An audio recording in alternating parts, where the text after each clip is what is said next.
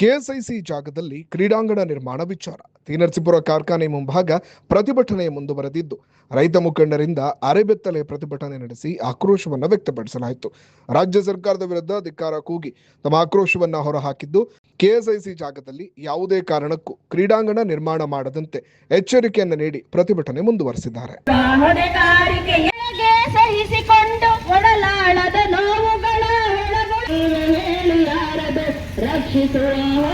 ಮೂರನೇ ದಿನಕ್ಕೆ ಕಾಲಿಟ್ಟಿದೆ.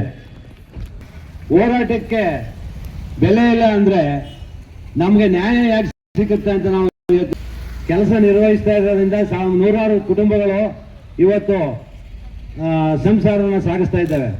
ಈ ನಿಟ್ಟಿನಲ್ಲಿ ನಮ್ಮ ಜಿಲ್ಲೆವಾರು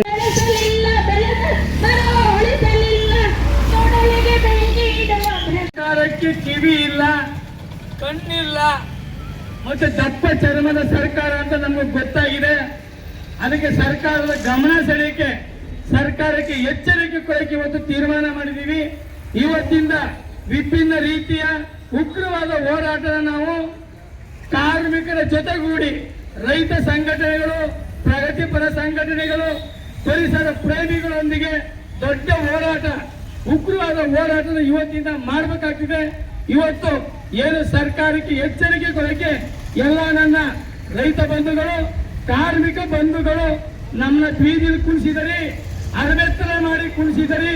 ಈಗಲಾದ್ರೂ ನಿಮಗೆ ನಾಚಕ, ಮಾನ, ಮರ್ಯಾದೆ ಇದ್ರೆ ತಟಸ್ಥಣವೇ ಈ ಜಾಗಕ್ಕೆ ಜಿಲ್ಲಾಧಿಕಾರಿ ಆಗಲಿ ಅಥವಾ ತಾಲೂಕು ದಂಡಾಧಿಕಾರಿಯ ಮುಖಾಂತರ ಏನು ಇಲ್ಲಿ ಕ್ರೀಡಾಂಗಣ ನಾವು ಮಾಡ್ತಾ ಇದ್ದೀವಿ, ಅದು ಸರ್ಕಾರ ಆದೇಶ ಮಾಡಿದೆ, ಇಲ್ಲಿ ರದ್ದಾಗಿದೆ.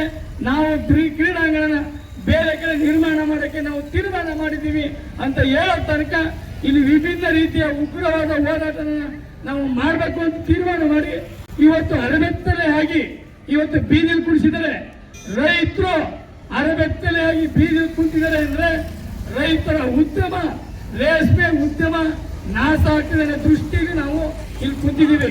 ಹೇಳಿ ಯಾರದು ರಕ್ಷಿಸುವ